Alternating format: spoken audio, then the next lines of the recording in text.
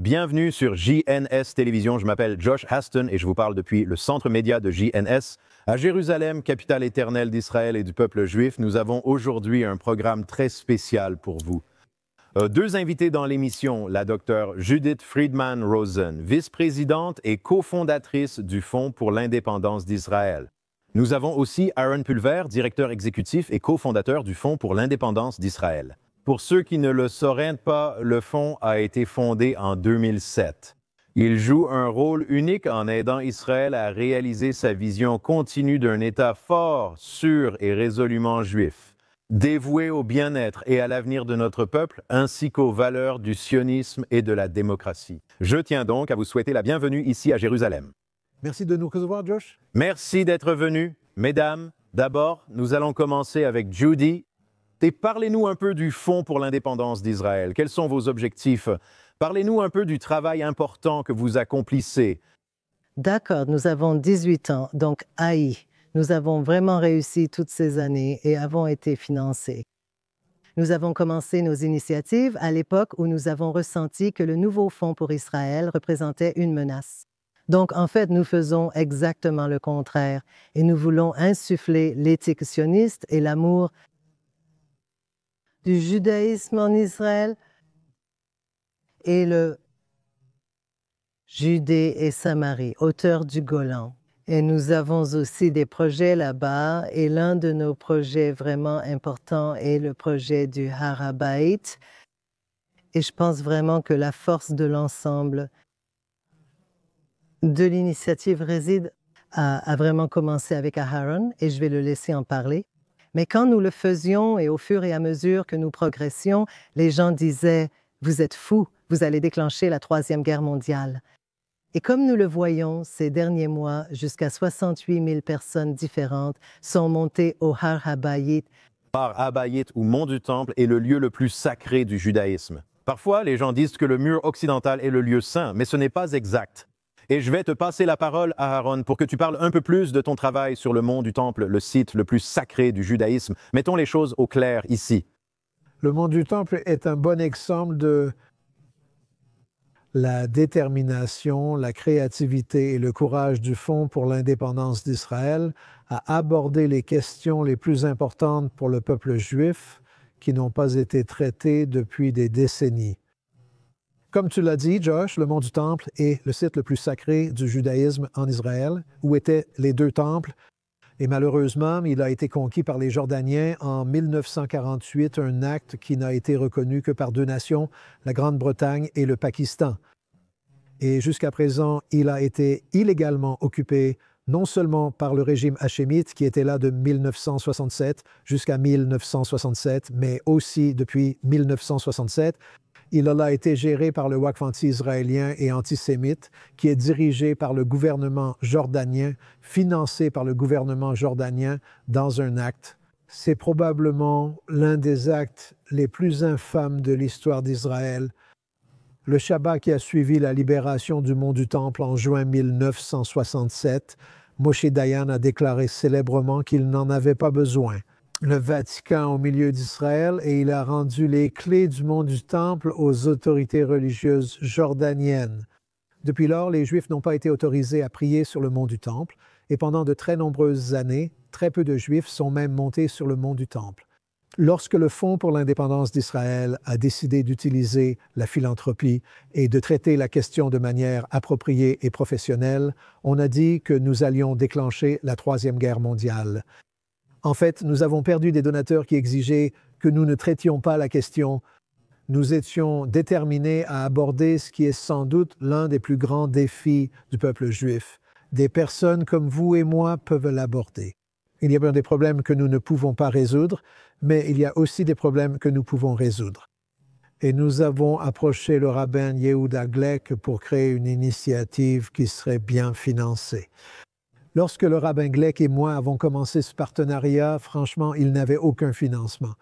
Il était simplement un individu seul. Il montait sur le Mont du Temple et nous n'obtenions pas ce que nous devions accomplir, c'est-à-dire des foules de Juifs montant sur le Mont du Temple. Depuis cette époque jusqu'à aujourd'hui, le Fonds pour l'indépendance d'Israël a mené une initiative très professionnelle. C'est-à-dire que depuis que le Rav Glick a failli être assassiné, cela a été dirigé par d'autres personnes. Plus récemment, Ton Mizani, qui est récemment parti et qui est maintenant dirigé par Yaakov Aman. Et nous avons réussi à augmenter les effectifs au fil des années. C'est une bataille sur le terrain. Plus il y a de Juifs qui montent sur le mont du Temple, plus la souveraineté s'exprime. La souveraineté s'exprime par notre présence là-bas en affirmant notre souveraineté. Et la seule façon d'y parvenir, c'est d'inciter les gens à monter sur le mont du Temple, ce qui est relativement facile. Les Juifs sont autorisés à monter sur le mont du Temple par le Waqf jordanien 2 fois par jour, le matin et l'après-midi. Et malheureusement, si vous avez l'air orthodoxe, si vous portez une kippa ou si vous êtes une femme avec une couverture de tête, la police vous considère automatiquement comme une menace pour la sécurité. Vous devez donc assister à une conférence de la police et être placé dans une file séparée pour monter. La police vous fait un exposé et vous fouille pour s'assurer que vous ne transportez pas d'objets illégaux comme un sidour, un chauffard, un talit, un drapeau israélien. Et ce n'est qu'ensuite que vous êtes autorisé à monter sur le mont du Temple pour une courte promenade de 40 minutes dans une zone très délimitée et vous êtes accompagné par la police tout le temps. Je suis sûr que beaucoup de vos auditeurs ont vu des vidéos à ce sujet. Et plus il y aura de personnes qui arriveront, meilleure sera la situation. Donc, les chiffres sont certainement meilleurs en ce qui concerne le nombre de personnes qui montent réellement. Mais que pouvons-nous faire, Judy, concernant ces restrictions, Aaron, dont tu as parlé, afin d'en faire une réalité normale où les Juifs peuvent prier sur leur site sacré? Bien sûr, les musulmans y sont tout le temps. Les chrétiens le peuvent, d'une certaine manière qu'ils peuvent montrer qu'ils ne sont pas juifs. Ils sont, je dirais, plus accueillis que les Juifs là-haut. Mais que pouvons-nous faire pour changer la réalité? Donc ce ne sont pas de petits groupes, 2 fois par jour et seulement avec une présence policière, et recevoir ce discours avant d'y aller. Comment pouvons-nous faire en sorte que ce soit quelque chose de normal? Tu vas au mur occidental, tu vas au mont du Temple. Je ne peux pas répondre exactement à cela, mais je vois de plus en plus de gens qui montent. Je pense que ces 2 ou 3 derniers mois, 68 000 personnes sont effectivement montées. Et ils chantent, ils dansent. On ne pouvait jamais faire ça. Quand j'y ai été conduite, il disait à Elim que il parlait, mon guide parlait. Mais en avançant, il disait vraiment « t'es là », un peu comme ça, furtivement, comme s'il priait. Mais maintenant, tu peux monter.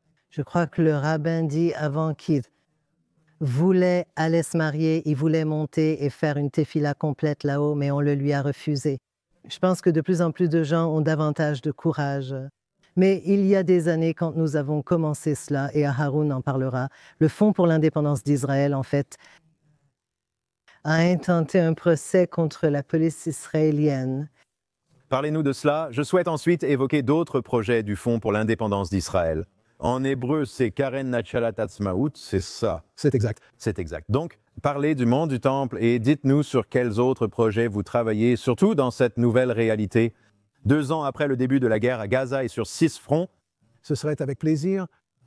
Juste pour résumer la question du mont du Temple, brièvement. L'une des actions que le Fonds pour l'indépendance d'Israël a entreprise, je crois que c'était en 2012, a été de faire appel à la Cour suprême d'Israël contre l'étiquetage des personnes ayant une apparence orthodoxe et leur mise dans une file séparée. Nous avons fondé notre appel à la Cour suprême sur un précédent. Des citoyens arabes d'Israël avaient saisi la Cour l'année précédente pour contester leur étiquetage. Lorsqu'ils arrivent à l'aéroport Ben Gurion, simplement parce qu'ils ont une apparence arabe, ils étaient placés dans une file spéciale pour la sécurité. Ils ont gagné ce procès et cela n'est plus légal. Les citoyens arabes d'Israël ne peuvent plus être considérés comme un risque particulier pour la sécurité, ni faire l'objet d'une attention sécuritaire spéciale. Nous avons exigé le même droit, dans le sens de pouvoir monter sur le mont du Temple afin que les Juifs ne soient plus placés dans une file séparée. La police israélienne que nous avons poursuivie a apporté une réponse très créative, une déclaration en réponse, et ils ont soutenu qu'il n'y a pas de deuxième file. D'accord. Ils ont menti effrontément. Et malgré le fait que nous ayons soumis d'innombrables extraits vidéo qui prouvaient clairement qu'il y avait une discrimination envers les Juifs ayant une apparence religieuse, la Cour suprême les a ignorés et a retenu la version de la police disant que nous mentions et qu'il n'y avait pas de seconde file d'attente. Et c'était la fin de l'affaire. Lorsque notre avocate s'est levée et a dit « Mais cette décision de la Cour suprême est basée sur un mensonge. Les juges l'ont menacé d'outrage au tribunal. » Voici la soi-disant Cour suprême d'Israël et leur comportement. Pour eux, l'esplanade des mosquées n'est pas un sujet. Cela relève entièrement de la police israélienne ou du bureau du Premier ministre. D'ailleurs, lorsqu'ils ont déplacé l'ambassade des États-Unis sous le président Trump lors de son premier mandat de Tel Aviv à Jérusalem, ils disaient que cela provoquerait la Troisième Guerre mondiale, mais cela n'est jamais arrivé. Mais parlons davantage des projets que vous soutenez. Le Fonds pour l'indépendance d'Israël, fondé en 2008, a décidé dès sa création que nous allions faire de la philanthropie de manière très différente. Que les fonds collectés principalement auprès des Juifs des États-Unis seraient distribués à des organisations non gouvernementales, créatives et locales ici en Israël, qui faisaient réellement quelque chose. Nous n'allions pas financer les frais de fonctionnement généraux de grandes organisations et nous n'allions pas non plus nous assurer que les grandes organisations disposent de fonds qui disparaissent. Nous allions être très précis, très ancrés dans la réalité, décisifs et courageux dans nos décisions. Beaucoup des projets que nous finançons, tout comme le Mont du Temple, nous ont causé du tort, ont créé une atmosphère où nous recevons des menaces pour ce que nous faisons. J'ai reçu d'innombrables menaces à cause de nos activités sur le Mont du Temple. Cependant, nous ne laissons pas cela nous arrêter lorsque nous lançons des initiatives que, en réalité, les gens peuvent voir aujourd'hui le résultat. Une initiative que nous avons également lancée en 2008 consistait à créer une petite école pour apprendre aux jeunes couples juifs à gérer un troupeau de moutons. À l'époque, on se moquait de nous en disant « Vous êtes fous ». Des gens se moquent encore de moi. Tu veux enseigner les gens, tu veux apprendre aux Juifs comment être des bergers. Quelle pourrait bien être la raison? Et quand je leur ai expliqué cela, grâce au ministère de l'Agriculture, un couple qui possède au moins un troupeau de 50 moutons peut s'adresser au ministère de l'Agriculture et recevoir ce qu'on appelle Aksat Karka, une attribution de terre pour le pâturage des moutons. Et parfois, ces concessions de terre dépassent 10 000. Et maintenant, ces bergers sont les pionniers sionistes modernes en première ligne dans des zones où, s'ils n'étaient pas présents, les Arabes viendraient s'installer illégalement et prendraient possession de ces terres. Et nous voyons cela encore et encore, surtout dans ce qu'on appelle la zone C en Judée et Samarie, qui est censée être entièrement sous contrôle israélien. Cependant, ce problème persiste là-bas. Peut-être que pouvez-vous en dire un mot. Tout d'abord, le fait est que avoir une chose, si sûr, tu peux, si tu veux, à travers ce projet, nous travaillons avec 94 fermes différentes à travers la Judée et la Samarie. Ces 94 couples protègent en fait une zone qui est plus grande que toute la région de Tel Aviv. Eh bien, ils disent de Hédéra à Guédéra, toute cette région, et ils protègent vraiment. Nous avons été les premiers à lancer les moutons et les écoles. Nous fournissons une couche de protection supplémentaire en finançant les Shomri et Yudavi Shomron. Oui. Beaucoup de gens ont entendu parler des Shomir et Davi Shomron qui fournissent des services de garde bénévoles à ces couples. Un couple vivant dans une ferme avec une centaine de moutons ne peut pas rester éveillé toute la nuit, 7 jours sur 7, pour surveiller les moutons, parce qu'il est connu que les Arabes viennent pour vandaliser, voler et tuer. Et la plupart des fermes ont, à un moment ou à un autre, été attaquées. Les bénévoles du Shomrim viennent passer la nuit là-bas et offrent aux couples d'agriculteurs une nuit pour aller se coucher et enfin bien dormir. Et c'est un projet important. Il est né de notre incubation de Hashomer Kadash. Bien sûr. Beaucoup de gens connaissent Hashomer Kadash et l'organisation. Elle a été créée par Yoel Zilberman en 2008, juste après la création du Fonds pour l'indépendance d'Israël, et il a été l'un de nos premiers projets que nous avons financés. Yoel et moi sommes allés aux États-Unis en 2008 pour lever des fonds pour cela, Mais à la suite du succès de Hashomer HaKadash, il est devenu évident qu'une organisation miroir appelée Hashomer Yosh devait être créée afin de franchir les lignes d'armistice de 1949 et de faire la même chose que Hashomer HaKadash faisait avant 1967, Israël de faire au-delà des lignes d'armistice. A réussi à créer ce projet. Il est crucial de protéger la terre d'Israël, que ce soit la Judée, la Samarie, la Galilée, le Nord ou le Sud. Et je veux juste te demander, Judy, 2 ans maintenant, dans la guerre contre le Hamas et tous les autres fronts, le Hezbollah, l'Iran, tout ce qui se passe, comment la philanthropie a-t-elle évolué ces 2 dernières années là? Quels sont certains des projets auxquels les donateurs s'intéressent davantage pour s'impliquer? Maintenant, après le massacre du 7 octobre, le trouble de stress post-traumatique est un cas particulier. Tu parles toujours avec des Israéliens, mais même nous, Américains, voyons ce qui se passe.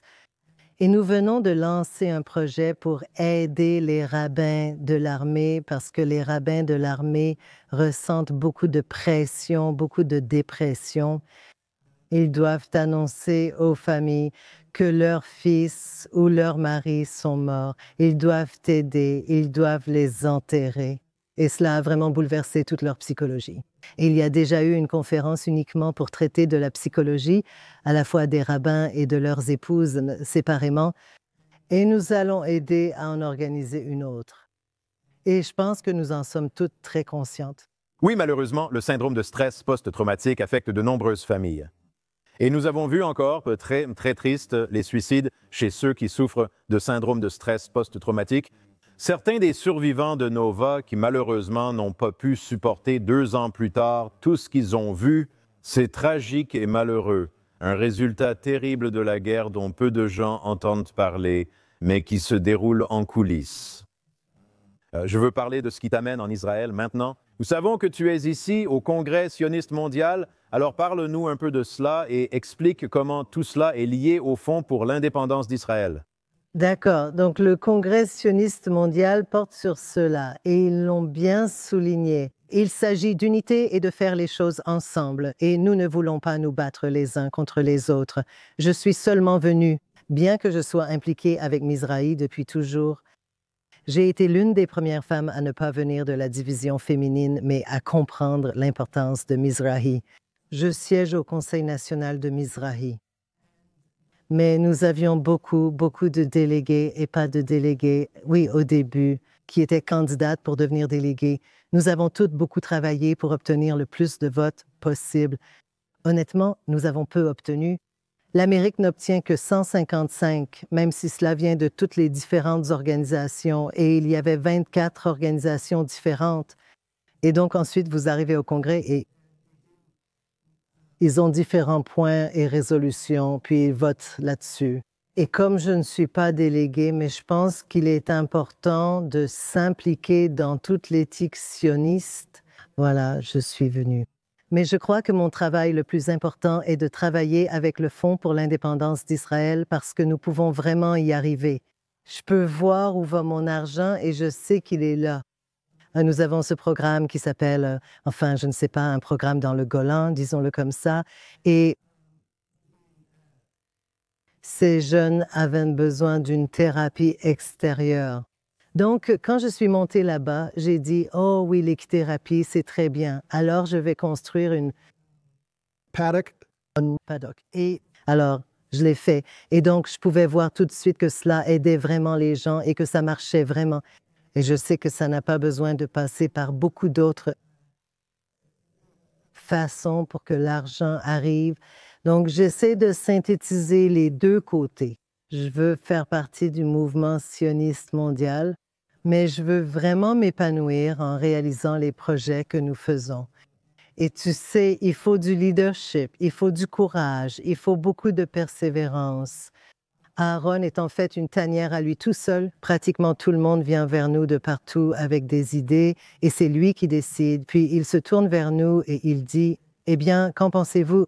Tu penses qu'on peut le faire? » Et même hier, j'ai dit, « Aaron, faisons-le. » Incroyable. Ahara, je comptais justement te poser quelques questions. Des difficultés auxquelles tu fais face, que ce soit avec les projets, que ce soit avec la bureaucratie. En ce qui concerne faire avancer les choses, parmi les projets incroyables mentionnés, il y a le projet Golan. Comment arrives-tu à accomplir tout cela malgré toutes ces barrières vers le succès, vers le fait de concrétiser les choses? Ma femme et moi vivons en Israël depuis 50 ans. Oh, wow! Les enfants sont nés ici. Merci. Les enfants sont nés ici. Les petits-enfants sont nés ici. Nous avons maintenant une troisième génération familiale qui rejoint les fonds de dotation immobilier Baruch Hashem.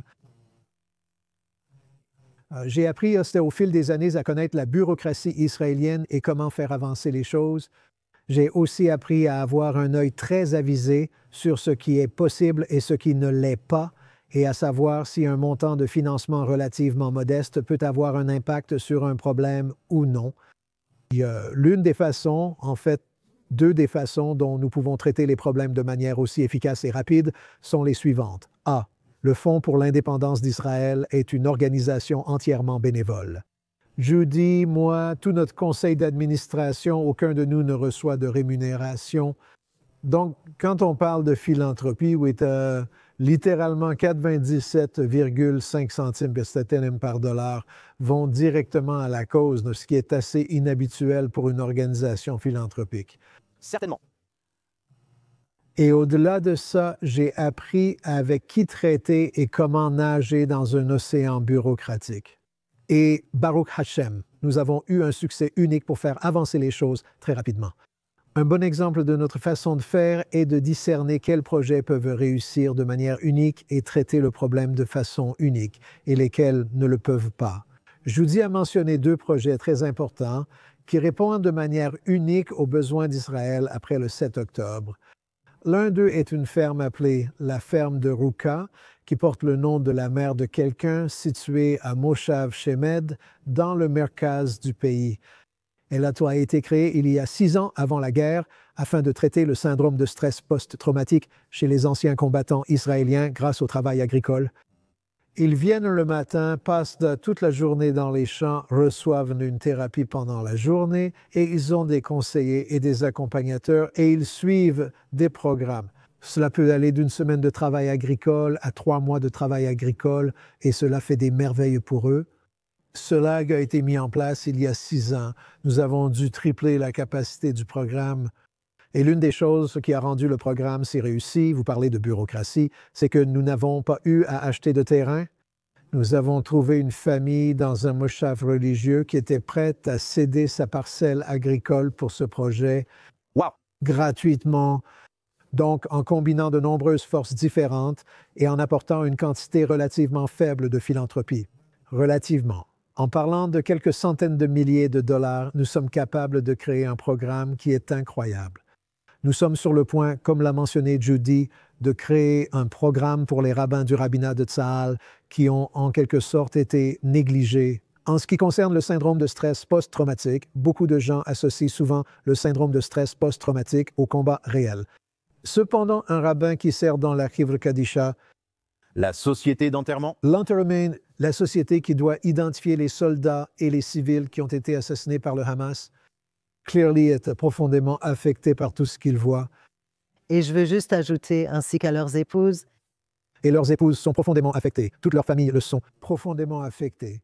Et nous avons vu que les rabbins dans l'armée en souffrent énormément. Et avec l'aide de personnes aux États-Unis.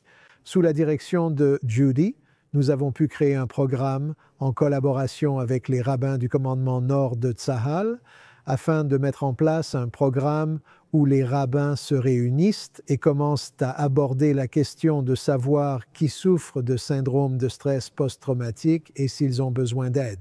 Aujourd'hui, Tzahal dispose d'un excellent éventail de différents programmes pour aider les soldats et les rabbins souffrant de syndrome de stress post-traumatique, je dois le dire.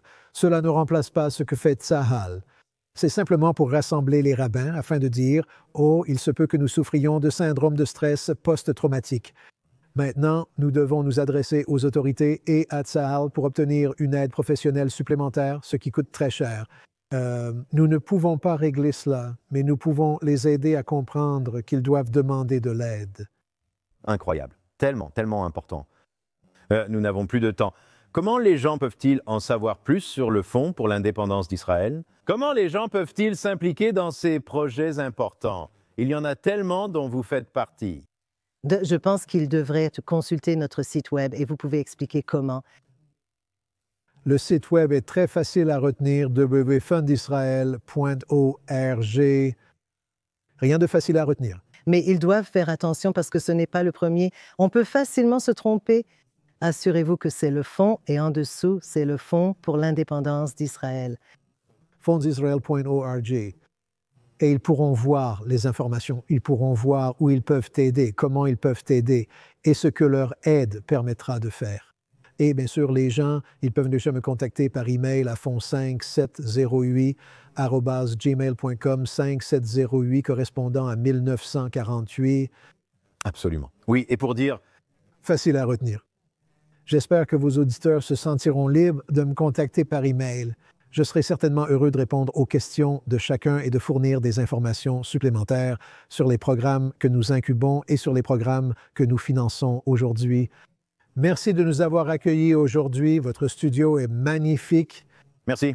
Et c'est vraiment très professionnel. J'adore vos podcasts et nous reviendrons. Nous serions ravis de vous recevoir à nouveau. Merci beaucoup. Je reviendrai, ce sera avec plaisir.